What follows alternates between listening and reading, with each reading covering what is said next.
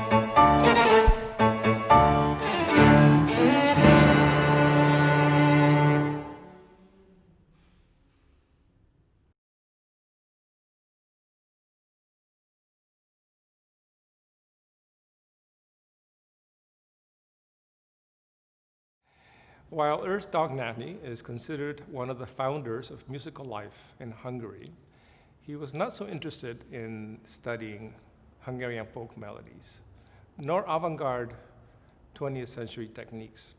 His music is more in the tradition of Liszt, Mendelssohn, and Brahms. We are going to play for you the Dohnanyi Sextet in C major from 1935, the last two movements titled Allegro con sentimento and Finale Allegro vivace, and they are played without interruption.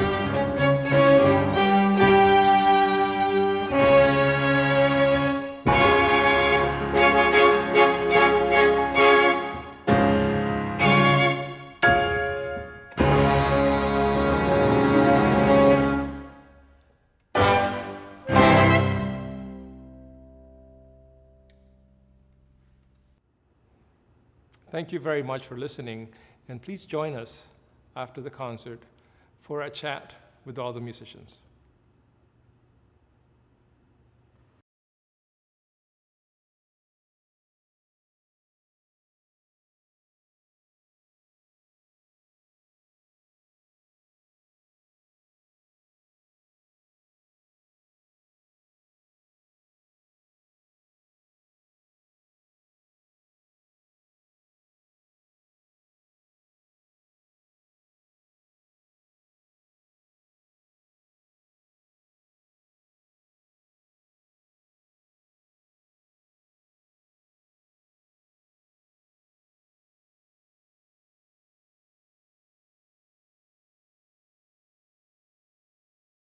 Hello, and thank you for joining us for Amici Chamber Ensemble's post-concert chat with our Goulash music artists.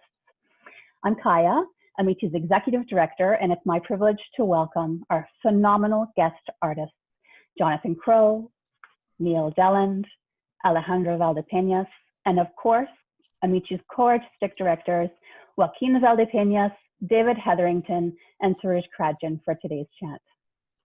Now, in the introduction today, we heard a little from David about our inspiration for this concert's title and how we chose this music.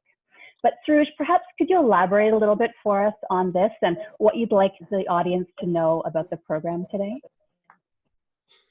Yes, why Goulash music? Partly because Amici we always think outside of the box when we plan our programs, when we think about program concepts, and even the concert titles. And we thought with such eclectic music that we played at the concert, which really diverts us from 1 minute from gypsy rhythms to a waltz, to bohemian feel to the music. One thing that unites humanity is good music, and the other thing is good food. So we thought, why not combine those two and let the title reflect that. And I really hope you heeded Amici's advice to have a good, delicious plate of goulash soup ready before the concert to enjoy it. I forgot to mention that the other thing you can always see on a menu in that part of Europe is it's Jaeger Schnitzel. That's another thing that I always like to order because it's you know what it is, and it's always the same no matter what country in Europe you are. So everybody can enjoy that food and everybody can enjoy this music, right? Yes. I'm glad you didn't suggest that for the title, though. No, I don't think so. Okay, good. David, maybe you could elaborate for us on the horn. You mentioned once that you love the sound of the horn in the Dohnanyi piece.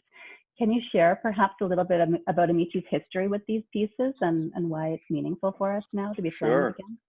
I don't know whether Neil would realize that I love the horn so much, but having played so many years in the Toronto Symphony, the cellos and the horns are often sharing all the best tunes. So it's great that the horn can always be in the background supporting the cellos when they're playing the major music. And you better explain that, David, okay? Well, yes, that's something that comes up from time to time. You know, when we are rehearsing, whether in chamber music or in orchestral situations, balance is always the big thing. And of course, string players are always complaining that the brass players are too loud. But in this case, we're equal, aren't we, Neil? We're equal in chamber music. Yeah. But when we put together our, I'll let that one go. When we put together our Amici programs, we're looking obviously for music that, as Serouj said, is eclectic and also has many different kinds of instrumentation. So there isn't that much repertoire for clarinet, cello, and piano. I think we've played and recorded just about all of it. And so we very early on thought, well, the horn would be great.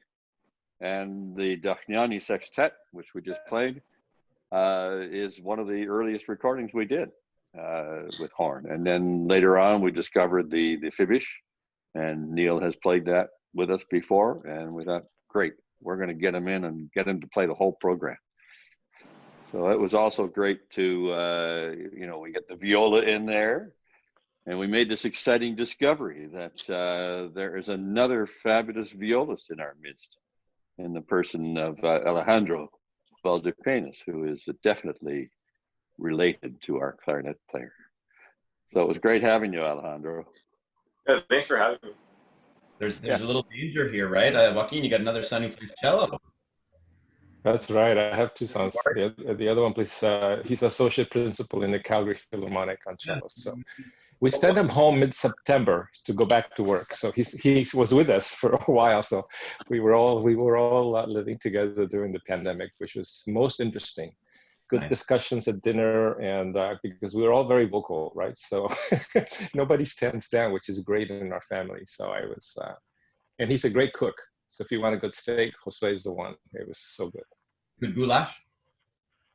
Oh, we're going to have to try that, actually. In retrospect. How does that work? 4 of you in one house. Did you have to do anything special in order to all of you practice at the same time? Well, How did that work? We had to sort of very quickly realize that we have to prioritize who practices when, right? So they get up late, so that was my opportunity to do things in the morning. But the most amazing thing with Alejandro, I have to say, is that his work ethic has been amazing. We were really impressed in that, because during this pandemic, for myself, I have to tell you, I just didn't want to do anything. It was so hard, but he was just kept going. And then the viola discovered him recently, so it's been really good to hear that. So, I always said I was going to do it, and I always kept putting it off because I would just give myself excuses like I don't have enough time, or there's an audition coming up, or some performance coming up. But now there's no excuse to do it. Yep, we're all doing new jobs now. That's right. Well, what's your new job, Neil? Are you gardening? Yeah, I want to know. Well, Come on up with it. I'm teaching more and then just trying to make concerts happen. I've never had to produce concerts before. I've always just been asked to play, and so now there's more of like you've got to make your own show rather than just wait for the phone to ring. How about the TSO? Can you share with us a little bit how life as the principal horn at the TSO has changed for you now, and how the orchestra is pivoting right now? Well, the TSO seems to be cautious with wind and brass players. There's COVID restrictions, provincial and citywide. So it's trying to navigate the rules which change week to week, day to day. So there are things that we have plans, and the TSO has plans for us, and something happens in the province and they get canceled or repurposed. We had something happen last week. We were going to do some recordings with our new music director, and he could not get into the country. So they repurposed these recordings into live streaming rehearsals for high school students and music students. And I didn't see it because I was playing, but I heard it was very, very successful. So Jonathan, what have you been up to? Well, a lot of the same things as Neil. We were just recording the Beethoven Septet for TSO, which was a pleasure. It's always such fun to play that piece, but it was really interesting because I think we spent half of the recording session trying to figure out how to kind of place the plexiglass shields so that we could hear each other, that we could kind of react. And I feel I've never ever sat at the back of the stage, right? I'm probably the one person in the orchestra who always sits in the same place. But getting used to kind of like, oh, this is what it's like a little bit if you're sitting at the back, having to play behind these shields, or even to have, your colleagues behind the shields, is really interesting. All of the instincts that we've developed over the years, all the kind of like good orchestra playing habits, like listening, things like that, just kind of go out the window. The minute you listen to somebody, you're just late, and you're like, you think you're exactly with them. And the joy of recording is that there's somebody that can tell you that you're not, right? You go back and you listen to the recording. Well, I guess I thought I was this and I was totally the other way. So it's been interesting to get used to kind of the new normal of how we're going to need to play and produce concerts and listen and react kind of in advance to one another. So that's been nice. Like Neil's been saying, producing your own stuff has been, you know, a little bit new for me, you know, figuring out ways to do recordings which are relevant in this day and age and something that people want to listen to. I spent a lot of the summer making cutting boards in my shed because I like to accomplish things. I don't do well with kind of long-term plans and, you know, preparing for something with no real goal. So I went out to the shed every kind of day and I was like, you know, get really sweaty and it was very, very hot. And I'd come out at the end of the day with a cutting board. It was kind of fun. Right. It's a little bit cold for that now. I tried to go out this morning and my hands are kind of not working so well. So maybe it's time to get back to practicing. So Serouj, have you been writing more music this summer than you normally would? Well, yes, I've been busy with that. I'm usually busy with that, but I've been busier even more. I'm composing my first opera for the Canadian Children's Opera Company. It's a commission from them. And I've been doing a lot of online videos of my own arrangements, of some of my own compositions. So in that way, this has been, you know, a time of a productive time in that way. The only thing, of course, that has really affected me on a personal level is not seeing my kids who live in the States, and of course with the closed borders, that has been, you know, impossible to do for now. But I'm hoping that I will see them soon. That's the main challenge right now in my mind, I think. This summer, for me anyway, it's been obviously a time where I can't see my grandchildren and kids. There's a whole flock of them. So we spent a lot of time on Zoom talking to each other, and occasionally the ones that live nearby, we can see each other in the park, things like that. But it has definitely changed one's focus in life. But also, I've also spent more time with my students. A lot of them, of course, go to summer camps and things, which they haven't been able to do. So they continue to have lessons through the summer. A lot of the stuff, and this happened to all of us, things that we did have planned for the summer got canceled. And but everybody was able to reform the programs to be able to do them online, just as we're having this discussion today. And the worst part about it is that you can't play chamber music on Zoom. You can't play at the same time. Everybody has to record everything separately, and then some wizard engineer puts it all together, and it sounds not too bad. But the teaching works out pretty well. I do the National Youth Orchestra every year for about a month in June and July, and that was canceled, but we did master classes and we did lessons. I have a music camp at the end of the summer, and that, of course, was canceled. But we were able to send the kids that usually come to the camp some recordings of the faculty playing and things like that. So that all worked. And my main project during the summer was learning a solo recital program, which was broadcast about three weeks ago, and that was all contemporary music. Anybody loves contemporary music, just go on New Music Concerts website and you can see a couple of concerts that have been done, and concerts that have been programmed to be solo concerts or duos, usually duos with people who are married or living together, so that you don't have any of the problems with the COVID exposure. And when you do a solo recital, it's great. I can sit on the stage all by myself, and I don't have to wear a mask to play. Go ahead. In general, I think when I look around and see artists, musicians, arts organizations, music organizations, in this situation, whoever accepts and adapts to these new realities and doesn't stop the creativity flowing throughout this tricky time, will come out stronger eventually. I think it's mainly keeping up, keeping up the energy as much as possible, adjust to the new realities, and keep the relationship with our audiences, even though we don't see them anymore. I think in the end, we will definitely come out stronger. It takes also a lot of patience. Yeah, I think for sure. I've like David, I've been doing a lot of teaching, and it was interesting in March and April and May, I was like, oh, there's no way you can work on sound quality or nuance over Zoom. And I just didn't even really try. So I worked on like hand frame and technique and everything, and that went great.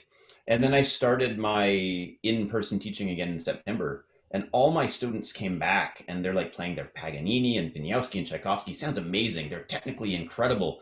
But we were both playing in a room together, and like my students said, we kind of looked at each other and our sounds are kind of like a little bit small. We sounded like we'd been recording for iPhones for 4 months, because we had been, right? So there's no bubbles. But in a way, we'd all lost a little bit of the nuance, the communication, the interest that makes music so great. And I've kind of changed my tactic now. I'm like, I actually work that stuff more, the idea of communication, the idea of small nuance. And my kind of philosophy is like, look, we're all doing this over the internet now. We're all doing it over Zoom. And that's just a reality. But imagine if you can communicate something through your music, through a microphone, across, kilometers of wires, then up to a satellite, then down through somebody else's internet, TV. If you can communicate something through that, imagine how great we're going to feel when we go back to normal life and we have all of those skills of putting across what we want to say in our music. It's going to be incredible. And Serouj, like you said, it's exactly true. Like we love our audiences, and as much as they miss us, we hope, we miss them as well, right? It's very sad for all of us to kind of sit here for, coming up on 6 months, and it'll be a year at least, and not have that interaction, and to feel that everything that we can do to kind of like make that connection with our audiences, even if we don't get to see them, but to know that we are somehow reaching people and that in return they are reaching us. It's really nice. And I'm glad that we're still doing stuff. I have a question for Kaya. From your point of view, administratively, how has that affected your life? Well, at our heart, we're a performing arts organization. So it's affected every aspect of our organization. Being in a concert hall with our patrons is at the heart of what we do here. And, financially, it's also played a huge role in the organization, because we're cut off from many of our traditional revenue sources. So we've had to be very creative, very strategic about what we do. And we know that it's essential that we continue to make music and have a connection with our base. It is essential for us to maintain that and continue to be creative and have something that we're able to give back to the world in this time. But it's hard when you're cut off from your traditional bases of support. So we're very lucky that we got a season sponsor this year with CIBC. We're very lucky that we have a really strong base of supportive donors and patrons that are just looking and waiting for us to come back to the stage. And but it's a tremendously difficult time, and I'm just so glad that we're able to have you come together in an unconventional way. And although you're performing behind plexiglass and with masks on, we're still able to create something that I hope is bringing beauty and joy to our audience. Several of you have echoed to me how much you miss the audience, but I wonder if you could just share for us a little bit, really, what does that mean? What is so special about the role of the audience in that space that you're craving? I have to say that the reaction of the audience, or the feeling of the audience, or my nerves with the audience are a very real experience and a very positive thing. And so I miss that a lot. That's probably the thing that I miss the most. So I do hope that that when all this is said and done, that all of us in the entire world will feel more fortunate, and will look at the world a little differently, and will appreciate everything that we have a little bit more. I don't know whether the audience members appreciate how much we can feel their response to the music that we're playing. And that's not just in the applause at the end. Sometimes in the softest passages, you can feel that everybody in the audience is sitting there listening to what it is you're trying to create. And that is sort of what inspires us to do this. Yeah, there's something really special about the moment in time concept of a live concert. When you do a recording, I love doing recordings, but actually I get almost more nervous for recordings than for live concerts, because there's this kind of expectation that, well, once you've got what you think is the perfect interpretation, it's kind of there for all time and it will never change. And what if you change your mind and decide, oh, it's not actually the way I would want to do it now? It takes away the ability to change, it takes away the ability to think like, well, in one concert, it can never be recreated. You're never going to get the exact same people on stage at the exact time with the exact same feeling in the audience. And there is something amazing about having the opportunity in a live concert for something incredible to happen. And I think that's why we always go to live concerts, because every time you go, there's the chance you're going to capture something amazing. And just the kind of expectation of that for me is really exciting. You know, it's just like, I think it's our anniversary now of Leonard Bernstein's first concert with the New York Phil, replacing Bruno Walter like last minute. And, you know, imagine that. Imagine going to the New York Phil that night and being like, oh, your conductor can't come. Instead, we get this 25-year-old Lenny. And you're at that moment, the chance to be kind of part of that moment in time. The joy of a live concert is that every time you go to the hall, something could happen. There might be something amazing, lightning in the bottle, that you never forget. Until you don't have something, that's when you feel its full worth. And I really feel perhaps I've been taking it for granted, the audience, the support, everything that I've experienced so far in my life as a performer. And this time I've really reevaluated as well the way I see things. And once we're back, and we will be back with a bit of patience, I will really, truly appreciate the presence of each one of our audience, members of our audience, and create more magical moments. Well, there's something we haven't fully explored yet, and that is, and I'm sure our patrons haven't missed it, that we have not one Valdepeñas, but two on this program. And I would just love to explore that topic just a little bit. Alejandro, maybe you can share with us, you know, what it's like to be a young professional musician this time getting your start. What is it like working with your father on the stage? Joaquin, this must be so special, as I'm sure it is for our patrons right now, to see the two of you performing together. I mean, many of our patrons have been with us over 30 years, and this is a very special thing that happened today. I mean, yeah, it's a very, very special experience for me. I grew up going to TSO concerts and Amici concerts my whole life. So all the musicians here are people that I've looked up to for the past 25 years. I never really thought this kind of experience would ever happen to me. And it was always like a dream for me to be able to play with people that play at the highest level like this. So it's been just a really special experience. In the past summers, I've played with my dad in like orchestra at the Aspen Music Festival. And just growing up since I was 12 years old, I've been doing that. But it's not as intimate as playing chamber music. So this is actually our first chamber music experience together, especially in a professional setting, in performance. So it just feels a lot like all the lessons that he drove me to, all the instrument adjustments culminated to this one moment, you know? So I'm really happy to be able to have an experience like this, especially when there aren't many performances going on, and to produce something concrete like this. But as a young person, right now in my life, I've already done 2 degrees, and I'm looking towards having a more permanent position professionally. It's a bit tough because you're kind of in between. I've been taking auditions and I've had some success, but just at a flick of a switch, it all like went south. Me and my friends, we've had a couple of like studio classes virtually, and also when there were less restrictions and there were less COVID numbers, we were able to play for each other in person, which was actually like very motivating for me, and it made me realize that I'm very goal oriented. At the start of the pandemic, I was trying to learn as much rep as I wanted to learn that I didn't have time to before. And then it got to a point where I've been learning all this music, but I haven't played it for anybody.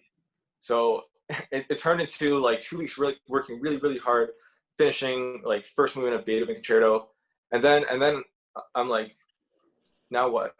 It's kind of like a conversation you have to have with yourself. Like, I'm not sure what I really have to do right now. I even started practicing etudes, which has never happened before. But I think the biggest You're not supposed to say that. Oh boy. the biggest silver lining for me was definitely finding the viola and purchasing a viola. As I said, I liked it way more. I like it way more than I thought it would, and it's helped my violin playing tenfold. And I think violin playing simultaneously helps my viola playing. So I'd love to bring us back a little bit just to the recording, because I really only have one more question that I'm really interested in hearing from, and that's each of your sort of experience of goulash music together at Bathurst this time. And was there a particular moment or something special that you'd like to share that happened in that space or working together, or any little insights that you can share with us? Well, actually, just to bring it back to what David was saying at the beginning, you know, this is a really hard time for wind players because, you know, the restrictions behind what wind players can do and the baffles and the plexiglass makes it really easy just to say, well, why don't we just play string quartets, and why don't we just play little string orchestra, and we'll worry about those guys later. And I gotta say, it was really nice to come back. The bit at the end of the Dohnanyi where Neil can just kind of open up, and all jokes aside, it's a place where he should probably obliterate everybody. It's like Superman coming to the Sextet. It was so amazing for me to hear that sound. And the beginning of the Fibich where Joaquin just has this beautiful line. I love string quartets, and I love all the kind of solo Bach that I've been hearing. David's cello recital was spectacular. But for me, there was something really special about that mix, about having, you know, it's not an orchestra, but having 6 players on stage kind of representing, you know, sections of the orchestra. It was really nice. I think for me, missing playing together, that was the main thing. But when I sat down at the piano and I could barely see Joaquin and Jonathan at the end of the room because of the physical distancing, I thought, well, that's a new thing. And especially with a piece like Dohnanyi, which is very challenging ensemble-wise, and it's not only 2 or 3 people, it's 6 people. But we adjusted, and it was a new experience to play in that setting.